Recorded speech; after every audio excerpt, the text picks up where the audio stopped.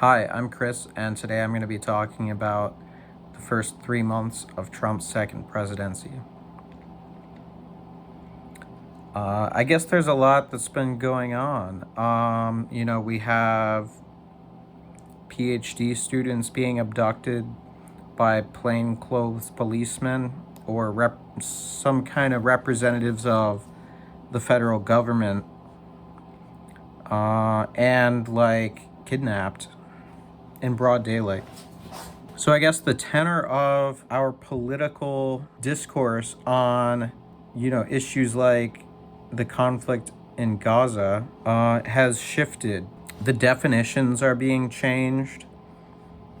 Anti-Semitism now is being used to refer to someone who supports the Palestinian cause. This wouldn't be the first time that the political discourse has shifted.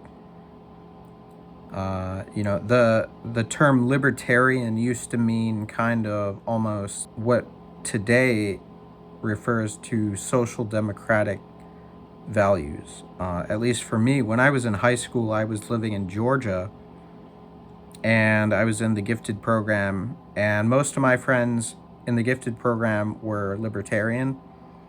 And for us, the libertarian point of view was a little bit, I think, closer to what today people would consider anarchism. Whereas in general, nowadays, libertarianism seems to refer to kind of sociopathic laissez-faire economics, where businesses such as, Facebook or McDonald's or Walmart or Amazon are avoiding accountability to the best of their ability. So we have kind of, they're not being taxed. Especially the CEOs of these companies are not being taxed according to their income. They're actually have at times, basically evaded being taxed almost at all. And so we have oligarchy.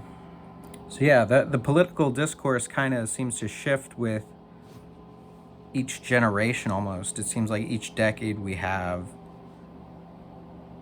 some new obsession, some new trend, and I think, I don't know if the mainstream media, the news, is like defining the discourse, if they're sort of casting the general public in various roles.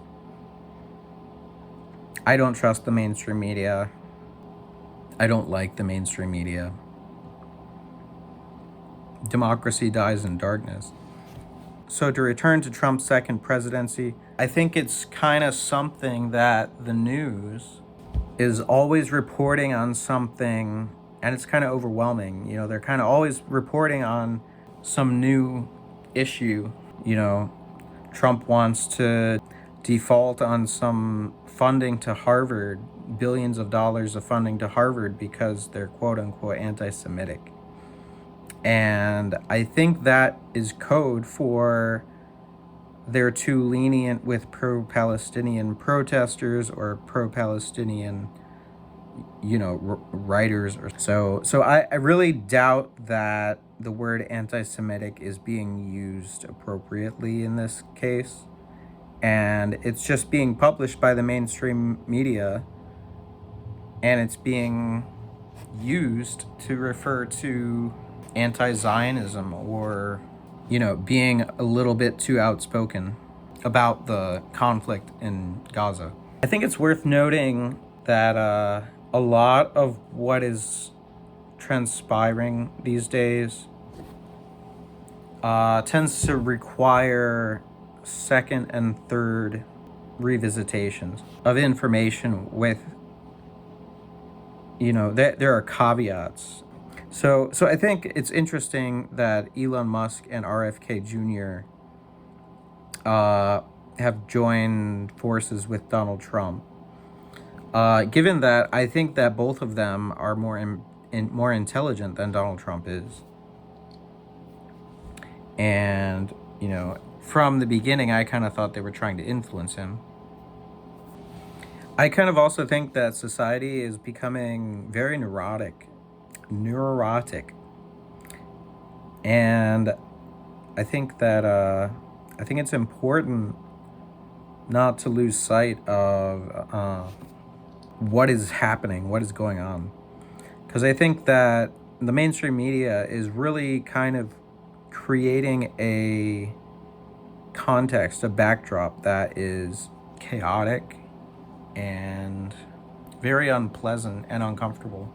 So is that sort of a pseudo-historical backdrop on which we now have the opportunity to live out our lives in a way that is, in some sense, it could also be that the macro history, if you will, of the present is a reflection of the microcosm.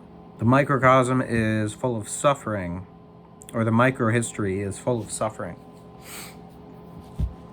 So, so I find myself thinking about things like, why is Putin having Russia commit so many war crimes? Why is Netanyahu's Israel committing war crimes? And, why is everything always so exciting, oppressively exciting and intense? Perhaps it's just an opportunity for us to experience our lives in a state of heightened senses, of heightened of adrenaline and overstimulation. And to what extent is there always some kind of concerning meta? And do we care about the meta? What is the meta of the war in Ukraine? Maybe it's like Putin is undergoing an extended reflection on the events of World War II. I get Nazi vibes from contemporary Russian military activity. What can be done to persuade Putin and Netanyahu to relent from their blatantly anti-Semitic and I think aptly anti-Semitic, crusades? It does seem like Donald Trump has started doing things a bit tongue-in-cheek, but I think also that it's not a joke. He wants you to think it's a joke, but in the end, you have to recognize the pattern. The underlying pattern behind Donald Trump is that he's the Joker. He is not being simply humorous. He is being treacherous, abusive, willfully absurd with his tactics. It's very much a divide and conquer kind of thing. It seems like it's straight out of The Art of War or Machiavelli. So that's just about all I have for today. I hope that I may have brought some new perspectives to light on a complicated time-setting context. I think it's important to not stop thinking. And I think that it's also important that we need to assert for ourselves the way that we want the present to continue to develop, or the way that we want to change the present. I think that it's important that we remain, vigilant and not become too distracted by, the mainstream media, or Donald Trump said something kind of hilariously absurd. So that's all for today.